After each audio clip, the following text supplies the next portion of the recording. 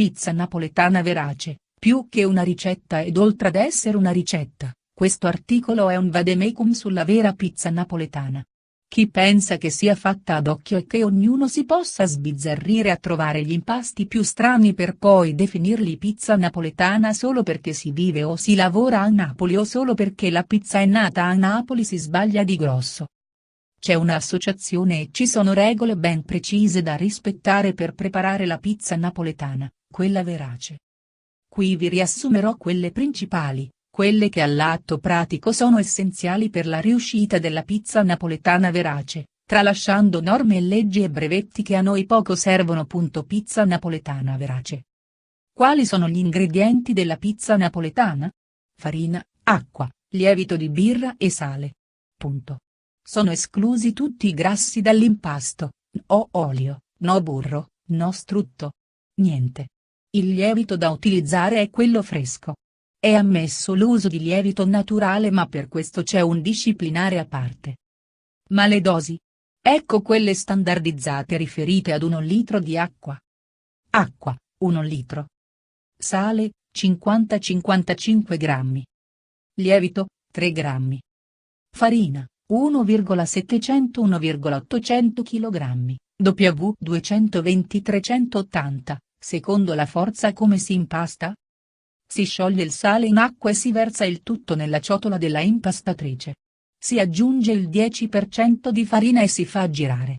Successivamente si aggiunge il lievito e si aziona l'impastatrice. A poco si aggiunge la farina, il tutto deve essere fatto nell'arco di 10 minuti. A seconda della forza della farina utilizzata le quantità della stessa da aggiungere all'impasto sono variabili. Astenersi dall'aggiungere ulteriore farina quando l'impasto risulterà non appiccicoso, morbido ed elastico.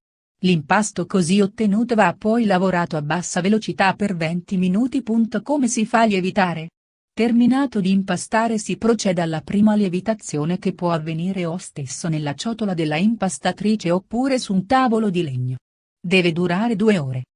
Si procede quindi allo staglio, ossia si divide l'impasto in panetti di 180-250 g. E tempo quindi della seconda lievitazione. I panetti vanno collocati in cassette per alimenti e lasciati lievitare per 4-6 ore ad una temperatura ambiente di 25 gradi C e lontano da correnti d'aria.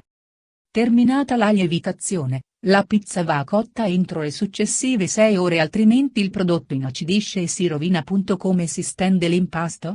Si preleva il panetto dalla cassetta di lievitazione con l'aiuto di una spatola e si poggia su un piano leggermente infarinato oppure direttamente sulla pala.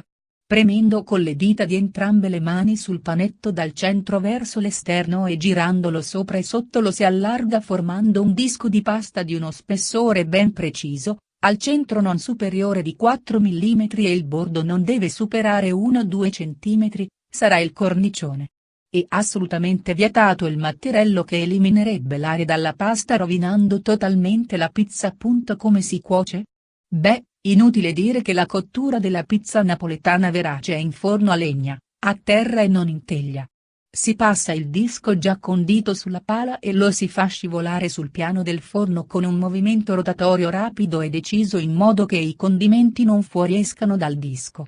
I tempi di cottura variano dai 60 ai 90 secondi ad una temperatura di 485 gradi, ma non tutti abbiamo in casa un forno a legna. Come fare? La mia soluzione si chiama il Lillo, un fornetto che cuoce la pizza proprio come farebbe un forno a legna ma direttamente sul fornello della nostra cucina casalinga. Cuoce ogni pizza in 3 minuti, è pratico, comodo e maneggevole.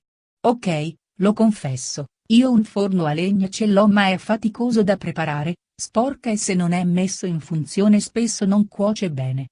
Risultato? Pizza comprata sempre in pizzeria. Da quando ho scoperto il Lillo non ho più comprato una pizza.